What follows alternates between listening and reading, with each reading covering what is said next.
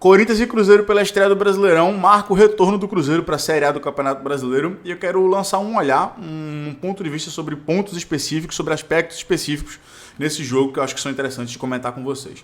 Primeiro ponto, quando a gente vem aqui em estatísticas no SofaScore, que me chama a atenção e me parece que isso denota a intenção do Cruzeiro em ir para um lugar do ponto de vista do modelo de jogo, é que o Cruzeiro teve 59% da posse da bola no jogo e ele foi bastante pressionante no jogo, jogou no bloco alto, bastante pressionante.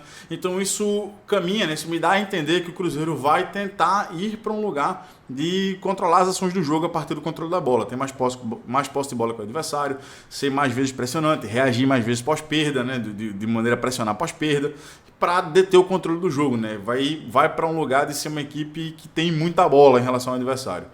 Mas alguns comportamentos ainda precisam ser ajustados para o Cruzeiro chegar lá, obviamente, e um deles é como ele defendeu a bola parada do Corinthians e como o Corinthians tem uma intenção clara, um padrão de escanteio nesse jogo que levou ao gol do Roger Guedes. Se liga só. O Corinthians tem uma intenção de bola parada, que é de bater um escanteio numa espécie de marca de pênalti ali, numa zona central da área, numa zona onde está tendo os bloqueios. Então, qual que é a batida comum contra uma equipe que defende zona ou que defende mista? É jogar essa bola no meio da zona para um jogador embalar, subir na zona e conseguir bloquear contra um jogador que está parado. Então o jogador do Corinthians bate o escanteio aqui no meio da zona, esse jogador aqui do Cruzeiro que defende a zona que ele está parado e o jogador do Corinthians embala para conseguir cabecear nesse lugar. Só que o Corinthians não, ou seja, apesar de parecer que ele vai ter essa intenção, ele bateu um escanteio um pouco mais atrasado, um pouco mais na marca do pênalti, para que houvesse algum tipo de desvio para um segundo jogador que ataca o segundo pau. Geralmente também quando tem desvio é quando o escanteio é cobrado aqui, no primeiro pau para ter um desvio ou para o segundo pau para o meio da área. O Corinthians inovou, eu gostei inclusive desse escanteio, um cruzamento mais ou menos para o Gil brigar e o Roger Guedes antes da bola, eu vou até voltar, antes do Gil cabecear, o Roger Guedes já atacou o segundo pau. Então isso aqui, mais uma vez, nos dá a entender que é intencional. Que esse movimento de atacar o segundo pau, seja para rebote, seja para uma bola direcionada para o segundo pau, é intencional, foi treinado. Então a gente vai ver o volume de escanteios que o Corinthians teve assim, o Cruzeiro não conseguiu defender de maneira efetiva. Então essa primeira bola que a gente está vendo aí do Gil, e aí não deu rebote, não deu segunda bola para o Roger Guedes e nem foi direcionada para o segundo pau, mas a dinâmica já estava ali. Olha essa segunda agora, já no segundo tempo. Então olha o Roger Guedes de novo. Mesmo escanteio praticamente, Só que dessa vez o Gil perde e dá a segunda bola, finalização para fora. Para fora não, desculpa, no meio do gol, encaixada. Olha essa outra. Então mais uma vez escanteio no mesmo lugar, mesma dinâmica. E por que essa dinâmica? Qual é o motivo pelo qual a gente acredita que o Corinthians tentou essa dinâmica? E essa aí já é do gol. Acho que tem agora que vem do lado contrário, mais uma vez. Segunda bola, Roger Guedes estava lá. Quando eu olho para cá, quando eu olho para esse escanteio aqui, me dá a entender o seguinte motivo. Por que o Corinthians tem essa dinâmica de ou direcionar o Gil para um segundo pau ou um cabeceio que desse um rebote para o Roger Guedes já correr na segunda bola?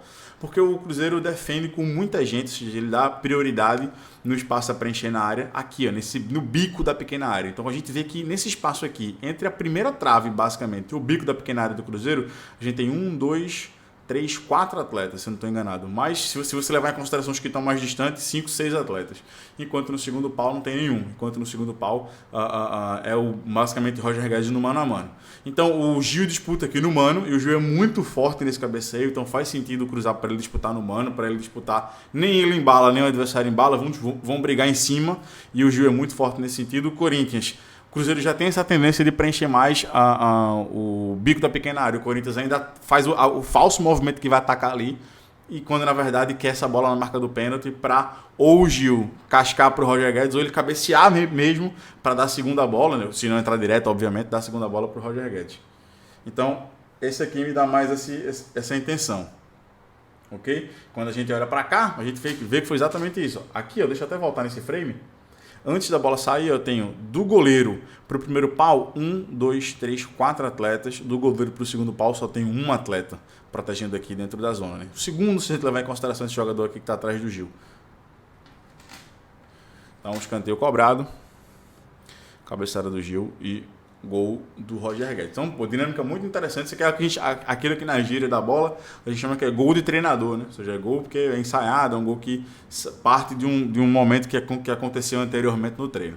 Já o Cruzeiro tem algo que eu acho que é importante mostrar para vocês. O Cruzeiro subindo pressão num 4-2-3-1, né? Num press em 4-2-3-1, extremo esquerdo, 10, extremo direito, 9, né? E é importante mostrar a você o seguinte, o Cruzeiro ele caminha com um novo treinador, ele caminha para um lugar de ter domínio do jogo, domínio da bola, ter mais posse com o adversário, controlar o jogo a partir do controle da bola. Só que para eu poder ter bola, para eu poder ter mais posse com o adversário, eu tenho que roubar a bola do adversário o quanto antes.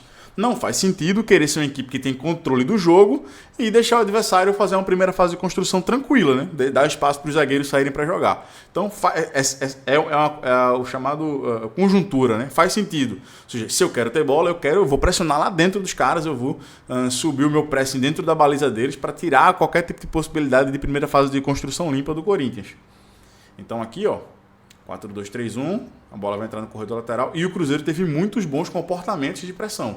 Então, primeiro, né, se a bola rodou para o lado contrário, o 9 não tira de cara o zagueiro. O 9 sustenta para retirar a entrada da bola no 5 do Corinthians, para retirar a bola no primeiro volante, para no passe de retorno ele subir. Ok? Então, se a bola vem do lado contrário, o comportamento 9. Muito já bem rotinado isso, né? E principal para uma equipe que quer subir pressão, intensidade, punch, subir bem.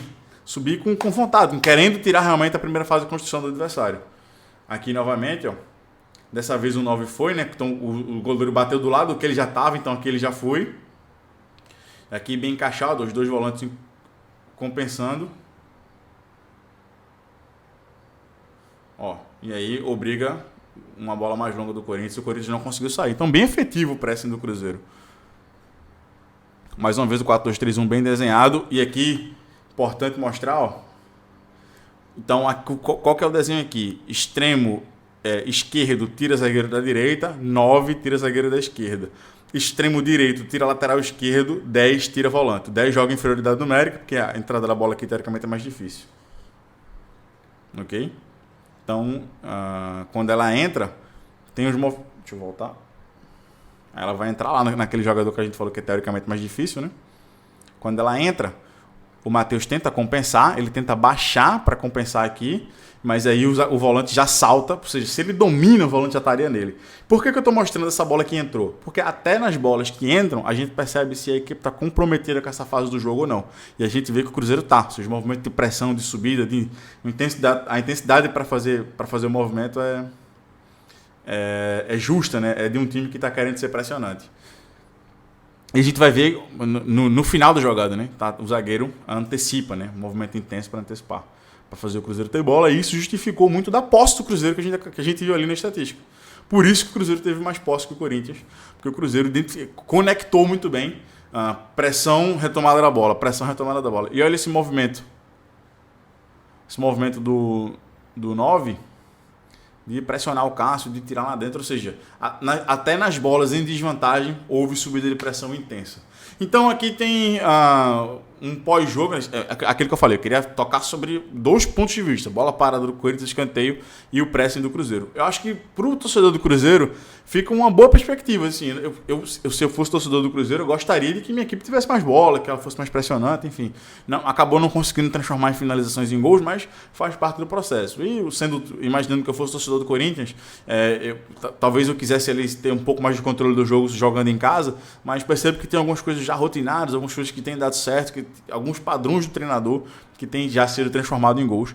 Então são 2 equipes que eu acho que vão fazer uma competição de 10º para cima, se as coisas engrenarem, se a ideia de fato andar, podem ser, né, 2 equipes que fazem uma competição de 10º para cima ali no Campeonato Brasileiro. Beleza? Então, primeiro jogo das 2 equipes, a gente já teve ali, costumo dizer que quando acaba o campeonato a gente tem um quadro pintado ao final, né? Ou seja, um quadro acabado. Então a gente teve a primeira pincelada das 2 equipes na competição. Rafa Scalto para mais um vídeo para vocês. Abraço e até a próxima.